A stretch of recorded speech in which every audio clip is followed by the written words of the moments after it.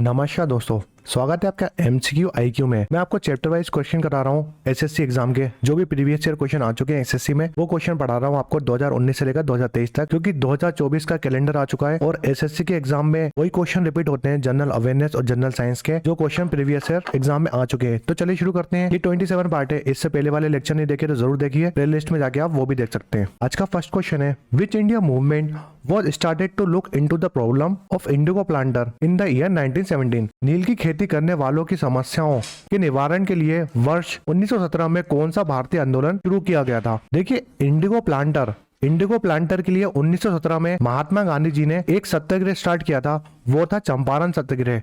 इसका correct answer है चंपारण सत्याग्रह महात्मा गांधी जी ने स्टार्ट किया था 1917 में। देखिए, चंपारण सत्याग्रह की बात करते हैं तो 1917 में महात्मा गांधी जी ने चंपारण सत्याग्रह किया था, और ये कहां पर किया था? ये बिहार स्टेट में किया था। तो याद रखो, बिहार में स्टार्ट किया था चंपारण सत्याग्रह। इसके बाद गुजरात में 2 सत्याग्रह किए थे महात्मा गांधी जी ने। तो इसमें से जो सेकंड सत्याग्रह था महात्मा गांधी जी का 1918 में किया था, अहमदाबाद मिल स्ट्राइक।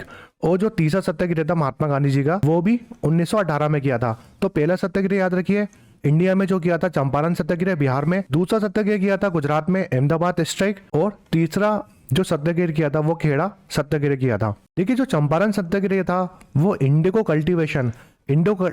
कल्टीवेशन के लिए किया था महात्मा गांधी जी ने। और इनको बुलाने कौन आया था, ये इंपोर्टेंट क्वेश्चन है। महात्मा गांधी जी को बुलाने कौन आया था चंपारण सत्याग्रह के लिए? तो वो आए थे राजकुमार शुक्ला। काफी इंपोर्टेंट क्वेश्चन है। राजकुमार शुक्ला जो है वो बुलाने आए थे महात्मा गांधी जी को कि आप हमारे साथ चलिए और चंपारण सत्याग्रह हम करेंगे इंडिगो कल्टीवेशन के लिए। अगर मैं अहमदाबाद मिल स्ट्राइक की बात करता हूँ, जो अहमदाबाद मिल स्ट्राइक है वो गुजरात में करी थी महात्मा गांधी जी ने। क्यों करी थी? जो प्लग बोनस होता है ना, वर्कर्स को प्लग बोनस नहीं मिल रहा था, इसके लिए महात्मा गांधी जी ने स्ट्राइक करी थी। इसके बाद कितना परसेंट महात्मा गांधी जी बोनस दिलवा पाए थे वर्कर्स को? तो 35% का बोनस दिलवाया था वर्कर्स को महात्मा गांधी जी ने। काफी इंपोर्टेंट क्वेश्चन है। 35% का बोनस मिला था, प्लग बोनस वर्कर्स को। और जो अहमदाबाद मिल स्ट्राइक है, ये फर्स्ट हंगर स्ट्राइक थी महात्मा गांधी जी की। ये बहुत ज्यादा इंपोर्टेंट क्वेश्चन है, एग्जाम में डायरेक्ट क्वेश्चन आता है। फर्स्ट हंगर स्ट्राइक कौन सी थी महात्मा गांधी जी की? तो अहमदाबाद मिल स्ट्राइक। फिर जो तीसरा सत्याग्रह था महात्मा गांधी जी का, खेड़ा सत्याग्रह भी 1918 में हुआ था, मगर इससे पहले हुआ था अहमदाबाद मिल स्ट्राइक। तो याद रखो,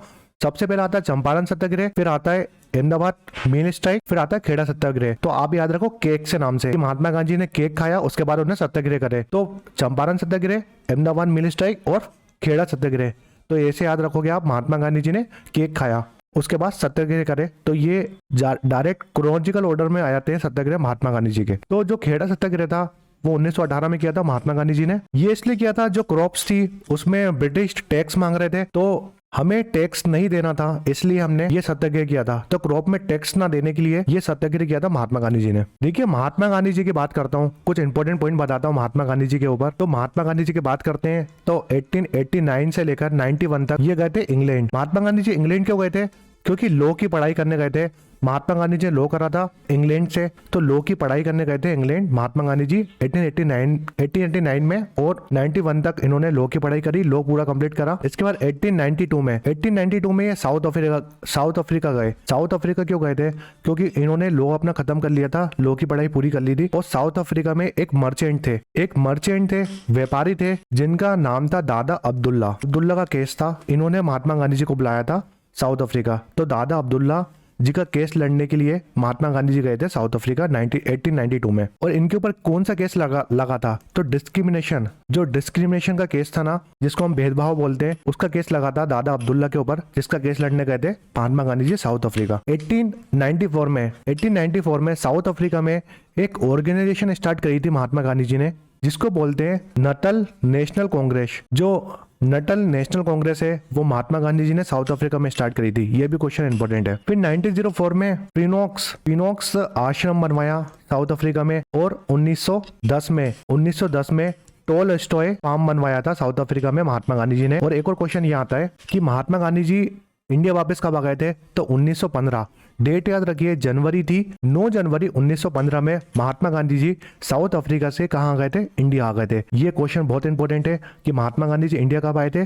तो 9 जनवरी 1915 में साउथ अफ्रीका से महात्मा गांधी इंडिया आ गए थे। और इस डे को हम हर साल 9 जनवरी को NRI डे मनाते हैं हम इंडिया में। तो 9 जनवरी को हमेशा 9 जनवरी को हर साल हम NRA डे मनाते हैं इंडिया में, क्योंकि महात्मा गांधी जी साउथ अफ्रीका से इंडिया आए थे। काफी इंपोर्टेंट क्वेश्चन है, एक एक जो क्वेश्चन बताया मैंने बहुत आता है एग्जाम में। नेक्स्ट क्वेश्चन है, which of the following person was slave general of Alauddin Khilji? निम्नलिखित में से कौन अलाउद्दीन खिलजी का गुलाम और सेनापति था? देखिए, अलाउद्दीन खिलजी की बात करते हैं तो इनका ओरिजिनल नेम क्या था? इनका ओरिजिनल नेम था अली गुरशब। अली गुरशब था इनका ओरिजिनल नेम अलाउद्दीन खिलजी का। और इनके जनरल कौन थे? ये काफी इंपोर्टेंट क्वेश्चन है। मलिक गफूर। मलिक गफूर इसके जनरल थे अलाउद्दीन खिलजी के। अलाउद्दीन खिलजी को 2 टाइटल मिले हैं और ये एग्जाम में बहुत आता है एग्जाम में कि अलाउद्दीन खिलजी को हम सेकेंड अलेक्जेंडर बोलते हैं। सेकंड अलेक्जेंडर के नाम से हम जानते हैं। अलाउद्दीन खिलजी ने टाइटल लिया था और दूसरा टाइटल लिया था सिकंदर ए सहानी। सिकंदर ए सहानी का टाइटल भी अलाउद्दीन खिलजी को मिला था। तो 2 टाइटल याद रखिए, ये अलाउद्दीन खिलजी के हैं। इनके जो जनरल हैं वो है मलिक गफूर। देखिए, जो अलाउद्दीन खिलजी है ना, उन्होंने कुछ डोमेस्टिक पॉलिसी इंट्रोड्यूस करी थी। ये बहुत आती है एग्जाम में कि अलाउद्दीन खिलजी की पॉलिसी कौन कौन सी थी। तो मैं आपको 2 इंपॉर्टेंट पॉलिसी बताऊंगा अलाउद्दीन खिलजी की। एक जो पॉलिसी थी वो थी डिवाइन थ्योरी ऑफ किंगशिप। जो डिवाइन थ्योरी ऑफ किंगशिप थी, ये पॉलिसी दी थी अलाउद्दीन खिलजी ने। ये टैक्स लगाते थे, लैंड टैक्स लगाते थे अलाउद्दीन खिलजी, जिसका नाम था खरच। जो खरच टैक्स था ना, वो अलाउद्दीन खिलजी लगाते थे। और ये टैक्स कैश में होता था इनका, जिसमें हाफ ऑफ प्रोड्यूस, जो भी फसल होती थी उसमें से हाफ जो फसल होती थी या इनकम होती थी किसानों की, वो अलाउद्दीन खिलजी को देना पड़ती थी खर्च टैक्स के हिसाब से। और ये पूरी जो फसल वगैरह जो पेमेंट होती थी वो कैश में होती थी। इन्होंने 2 डिपार्टमेंट बनाए थे। एक डिपार्टमेंट था चेहरा जिसको हम हुलिया भी बोलते हैं, हुलिया डिपार्टमेंट बनाया था। और हुलिया और चेहरा डिपार्टमेंट किस लिए था? इसमें क्या होता था, ये रोल नंबर देते थे सोल्जर्स को, जो भी इनके सोल्जर्स थे उनको रोल नंबर प्रोवाइड करते थे। और दूसरा जो डिपार्टमेंट था वो था डाक सिस्टम। ये 2 सिस्टम बनाए थे इन्होंने, एक डाक सिस्टम हो गया, एक चेहरा एक हुलिया डिपार्टमेंट हो गया। डाक सिस्टम में क्या होता था, जो भी इनके हॉर्स थे उनकी ब्रांडिंग करते थे, ब्रांडिंग ऑफ हॉर्स। तो ये डाक सिस्टम ब्रांडिंग ऑफ फोर्स के लिए था। और जो रोल नंबर देते थे सोल्जर्स को, उसको चेहरा और हुलिया बोलते थे। अलाउद्दीन खिलजी ने एक मार्केट सिस्टम बनाया था। मार्केट सिस्टम में 3 सेपरेट मार्केट थे अलाउद्दीन खिलजी के टाइम में। तो याद रखो 3 मार्केट के नाम, एक था फ्रूट ग्रेन मार्केट, दूसरा जो मार्केट था वो क्लॉथ्स का था, कपड़ों का, और तीसरा जो मार्केट था वो हॉर्सेस का था। और हॉर्सेस के लिए मैंने बताया आपको इन्होंने एक डाक सिस्टम बनवाया था। तो जितने भी क्वेश्चन बताए मैंने बहुत आते हैं एग्जाम में। नेक्स्ट क्वेश्चन है, which famous Kathak dancer was called to perform the Queen Elizabeth II coronation festival in 1953 and was awarded with Padma Bhushan in 1970। वर्ष 1953 में महारानी एलिजाबेथ द्वितीय के राज अभिषेक समारोह में किस प्रसिद्ध कथक नृत्य गान को नृत्य प्रस्तुति करने के लिए बुलाया गया था, जिन्हें 1970 में पद्म भूषण से सम्मानित किया गया था? तो देखिए, ऐसी कौन सी कथक डांसर थी जब एलिजाबेथ सेकेंड का राज अभिषेक हो रहा था, उस टाइम इनको बुलाया था डांस करने के लिए? तो काफी इंपोर्टेंट क्वेश्चन है। कुमारी कमला कथक डांसर थी। और ये जब क्वीन एलिजाबेथ शपथ ले रही थी उस टाइम इन्हें बुलाया था डांस करने के लिए। और 1970 में इनको पद्म भूषण मिला था। नेक्स्ट क्वेश्चन है, which freedom fighter of India compose the song सारे जहां से अच्छा गीत की रचना भारत के किस स्वतंत्रता सेनानी ने की थी? तो देखिए, जो सारे जहां से अच्छा गीत है वो किसने गाया था? ये गीत लिखा था किसने? मोहम्मद इकबाल ने लिखा था। इसका करेक्ट आंसर है ऑप्शन डी। जो मोहम्मद इकबाल थे, इन्होंने सारे जहां से अच्छा ये पोयम लिखी थी मोहम्मद इकबाल ने, और ये उर्दू लैंग्वेज में लिखी थी। देखिए, तराने हिंद नाम से ये पोयम लिखी थी मोहम्मद अब्दुल ने ओरिजिनली उर्दू लैंग्वेज में। और जिसको पब्लिश किया था इतिहाद जर्नल था, इसमें पब्लिश किया था 1904 में, 16 अगस्त 1904 में ताराने हिंद को पब्लिश किया था इतिहाद जर्नल में। तो ये भी याद रखो। अगर मैं नेशनल एंथम की बात करता हूँ तो हमारा नेशनल एंथम है जनगण मन किसने कंपोज किया था? ये ओरिजिनली कंपोज किया था बंगाली लैंग्वेज में। ये काफी इंपोर्टेंट क्वेश्चन है। रविन्द्रनाथ टैगोर ने कंपोज किया था जनगण मन को बंगाली लैंग्वेज में। मगर इसका हिंदी लैंग्वेज, हमने जो जनगण मन अडॉप्ट किया है वो हिंदी लैंग्वेज में अडॉप्ट किया है 24 जनवरी 1950 में। जो हमारा नेशनल एंथम है इंडिया का, वो हिंदी लैंग्वेज में। मगर जो ओरिजिनली गाया था ना, रविन्द्रनाथ टैगोर ने कंपोज किया था, वो बंगाली लैंग्वेज में किया था। तो ये भी याद रखो। देखिए, जो जनगण मन है ना, वो सबसे पहले टाइम कब गाया गया था? तो कौन से सेशन में गाया गया था? आईएनसी के कोलकाता सेशन में जनगण मन सबसे पहले गाया गया था। और डेट याद रखिए 27 दिसंबर 1911 में। 1911 में कोलकाता सेशन था आईएनसी का। उस टाइम जनगण मन जो हमारा नेशनल एंथम है वो सबसे पहले टाइम गाया गया था। जो हमारा जनगण मन था ना, उसको पब्लिश किया था रविन्द्रनाथ टैगोर ने। तद्वोदनी एक पुस्तक थी, उसमें पब्लिश किया था इसको 1912 में। और इसको टाइटल क्या दिया था? इसको टाइटल लिया था भारत भाग्य विधाता। इसके बाद जो जनगण मन था उसको इंग्लिश में ट्रांसलेट कर लिया था 1919 में। काफी इंपॉर्टेंट क्वेश्चन है, जो भी डेट बता रहा हूँ आप याद रखो। मॉर्निंग सॉन्ग ऑफ इंडिया, तो हमारा मॉर्निंग सॉन्ग ऑफ इंडिया कौन सा है, वो है जनगण मन, और इसको ट्रांसलेट किया था 1919 में। एक और क्वेश्चन आता है, जो जनगण मन है ना उसको जो ट्यून दी है, वो जो म्यूजिक दिया है ना नेशनल एंथम को हमारे, वो किसने दिया है, वो दिया है कैप्टन राम सिंह ठाकुर ने। कैप्टन राम सिंह ठाकुर ने म्यूजिक दिया है जनगण मन का, और इसको कंपोज किया है रविन्द्रनाथ टैगोर ने। देखिए मैं आपको एक बार वो बता देता हूँ, 1911 में फर्स्ट टाइम आईएनसी में गया था जनगण मन को। 1912 में पब्लिश करा था इसको, कौन सी पुस्तक में, तत्वबोधिनी सभा में 1912 में, और ये पब्लिश किया था बंगाली लैंग्वेज में। ठीक है, याद रखना बंगाली लैंग्वेज में लिखा था रविन्द्रनाथ टैगोर ने। फिर 1919 में इसको ट्रांसलेट कर दिया था इंग्लिश लैंग्वेज में। और फिर 1950 में क्या हुआ था, 1950 में हमने जो जनगण मन है ना हमारा नेशनल एंथम, उसको अडॉप्ट कर लिया था 24 जनवरी 1950 में। तो ये डेट याद रखो, बहुत आती है एग्जाम में। 1950 में हमने नेशनल एंथम हमारा अडॉप्ट कर लिया था, मगर हिंदी लैंग्वेज में करा था। फिर हमारा नेशनल सॉन्ग कौन सा है, हमारा नेशनल सॉन्ग है वंदे मातरम, जिसको संस्कृत लैंग्वेज में कंपोज किया था बंकिम चंद्र चटर्जी ने। अगर क्वेश्चन ये आता है कि सबसे पहले टाइम वंदे भारत कब गाया गया था, तो वो गाया था 1896 में, जो आईएनसी का सेशन था उसमें गाया गया था। वो पब्लिश करा था, उनकी नोवेल थी आनंद मठ में पब्लिश किया था बंकिम चंद्र चटर्जी ने वंदे भारत को। ये भी बहुत आता है एग्जाम में। और नेशनल सॉन्ग को हमने भी 24 जनवरी 1950 में अडॉप्ट किया था। देखिए क्वेश्चन बताता हूँ मैं आपको, जो हमारा नेशनल फ्लैग है ना,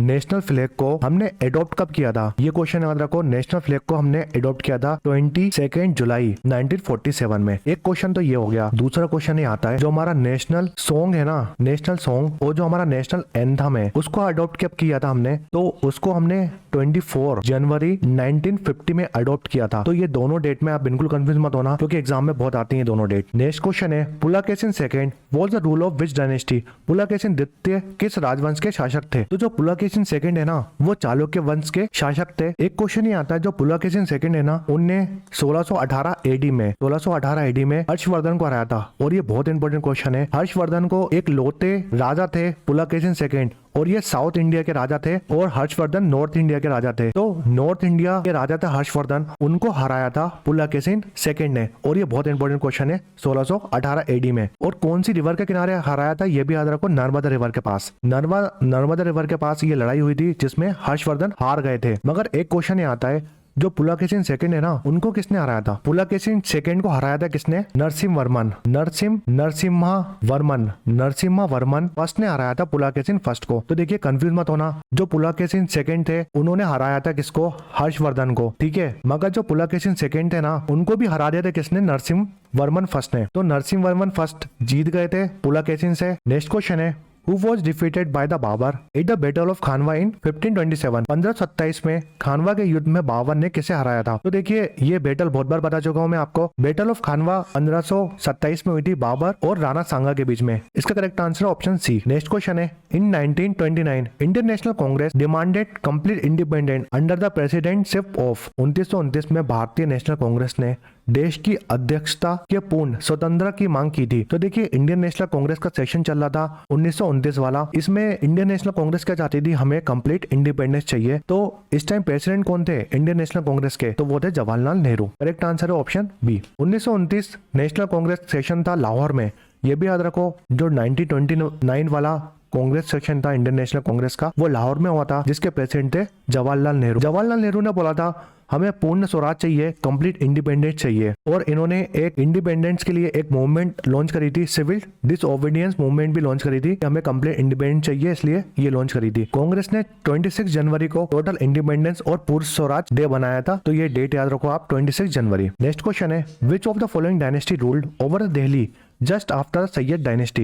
निम्नलिखित में से किस राजवंश ने सैयद वंश के ठीक बाद दिल्ली पर शासन किया था। मैं बहुत बार बता चुका हूँ, जितनी भी दिल्ली की डायनेस्टी है ना, वो आप बिल्कुल याद कर लो। इसकी ट्रिक भी बताई है मैंने इससे पहले वाले लेक्चर में मैंने। तो सैयद डायनेस्टी के बाद आए थे लोधी डायनेस्टी। इसका करेक्ट आंसर है ऑप्शन बी। तो देखिए राजपूत डायनेस्टी, दिल्ली में जो डायनेस्टी रूल करा है वो बताता हूँ मैं आपको। तो राजपूत डायनेस्टी आए थे सबसे पहले। राजपूत डायनेस्टी में भी तोमर आए थे और चौहान आए थे। फिर अर्लियर टर्किश रूलर आए थे, खिलजी आए थे, तुगलक आए थे, सैयद आए थे, लास्ट में लोधी आए थे। तो ये जो डायनेस्टी आप याद रखो, Turkish dynasty, Khilji dynasty, Tughlaq dynasty, Sayyid dynasty और लोधी डायनेस्टी। नेक्स्ट क्वेश्चन है, in which year was the first English factory set up on bank of river Hooghly? Hooghly नदी के तट पर पहली अंग्रेजी कारखाना किस वर्ष स्थापित किया गया था? तो देखिए हुगली रिवर की बात कर रहा है तो पहली फैक्ट्री लगी थी हुगली रिवर पे, अंग्रेजों ने लगाई थी 1651 में। देखिए अगर मैं फॉरेन इन्वेंशन की बात करता हूँ, जो हमारे फॉरेनर आए तो सबसे पहले कौन आए थे? 1498 में पोर्चुगीज आए थे। पोर्चुगीज आए थे यूरोप से। तो पोर्चुगीज थे वो कहाँ पर आए थे? केलिकट में आए थे। केलिकट में आए थे पोर्चुगीज 1948 में। और ये किसकी कोर्ट में आए थे? उस टाइम रूलर कौन था केलिकट का? वो थे जेमोरिन। याद रखो जेमोरिन के टाइम में आए थे पोर्चुगीज। और सबसे पहले पोर्चुगीज कौन आए थे? वो आए थे वास्को डे गामा। इनका नाम तो आप जानते होंगे, वास्को डे गामा आए थे, पोर्चुगीज थे। और ये किसकी कोर्ट में आए थे? जेमोन की कोर्ट में। और पोर्चुगीज ने सबसे पहले फैक्ट्री अपनी लगाई थी 1501 में। कहां पर लगाई थी? ये पहली फैक्ट्री केलिकट में लगाई थी, तो ये भी याद रखो। उसके बाद आए थे डच। उसके बाद डच आए थे 1602 में। और डच ने फर्स्ट फैक्ट्री कहाँ लगाई थी? तो मुश्लीपट्टनम में डच ने फर्स्ट फैक्ट्री लगाई थी 1605 में। और मुश्लीपट्टनम कहाँ पड़ता है? आंध्र प्रदेश में पड़ता है। फिर तीसरे कौन आए थे? फिर तीसरे आए थे ब्रिटिश। देखिए ब्रिटिश कब आए थे? 1600 में आए थे। 1600 में ब्रिटिश आए थे। उस टाइम रूलर कौन था? उस टाइम रूलर थे अकबर के टाइम में आए थे ब्रिटिश। और इन्होंने फर्स्ट फैक्ट्री कब लगाई थी? इन्होंने फर्स्ट फैक्ट्री लगाई थी 1613 में। कहां पर? सूरत में। ब्रिटिश के बाद आए थे डेनिश आए थे। और डेनिश कहाँ आए थे? 1620 में आए थे डेनमार्क से। उसके बाद आए थे फ्रेंच 1664 में। तो याद रखो सबसे पहले आए थे पोर्चुगीज, उसके बाद आए थे डच के बाद आए थे ब्रिटिश के बाद आए थे डेनिश के बाद आए थे फ्रेंच। इनका क्रोनॉलॉजिकल ऑर्डर याद रखो, ये आता है एग्जाम में। नेक्स्ट क्वेश्चन है, which of the following title was head by Samudragupta at the ruler of Gupta dynasty? Gupta वंश के शासक समुद्रगुप्त के पास निम्नलिखित में से कौन सी उपाधि थी? तो समुद्रगुप्त को हम कविराज के नाम से भी जानते हैं। इसका करेक्ट आंसर है ऑप्शन सी। देखिए समुद्रगुप्त की एक इंस्क्रिप्शन है जिसको हम बोलते हैं इलाहाबाद और प्रयाग प्रतिष्ठी इंस्क्रिप्शन बोलते हैं, जो कि है समुद्रगुप्त की। ये इंस्क्रिप्शन लिखी किसने थी? ये काफी इंपॉर्टेंट क्वेश्चन है। समुद्रगुप्त के कोर्ट पोएट थे। समुद्रगुप्त के कोर्ट पोएट कौन थे? हरिसेन। ये इंस्क्रिप्शन लिखी थी हरिसेन ने। तो हरिसेन की इंस्क्रिप्शन है प्रयाग प्रतिष्ठी इंस्क्रिप्शन। इस इंस्क्रिप्शन में लिखा है समुद्रगुप्त के बारे में। और ये बहुत इंपॉर्टेंट क्वेश्चन है। समुद्रगुप्त को हम कविराज के नाम से भी जानते हैं। इनको टाइटल मिला था कविराज का। देखिए समुद्रगुप्त को हम कविराज के नाम से जानते हैं। और इनको एक और टाइटल मिला था नेपोलियन ऑफ इंडिया के नाम से हम जानते हैं समुद्रगुप्त को। और ये टाइटल किसने दिया था? ये वी.ए. स्मिथ ने इनको नेपोलियन ऑफ इंडिया का टाइटल दिया था समुद्रगुप्त को। और ये भी बहुत इंपॉर्टेंट क्वेश्चन है। देखिए 27 पार्ट था चैप्टर वाइज क्वेश्चन जो मैं आपको करा रहा हूँ एसएससी के। अगर ये वीडियो पसंद आए तो लाइक करें, शेयर करें, सब्सक्राइब करें हमारे चैनल MCQ IQ को। और कमेंट सेक्शन में कमेंट करके बताएं कि आपको ये वीडियो कैसा लगा। Thanks for watching MCQ IQ।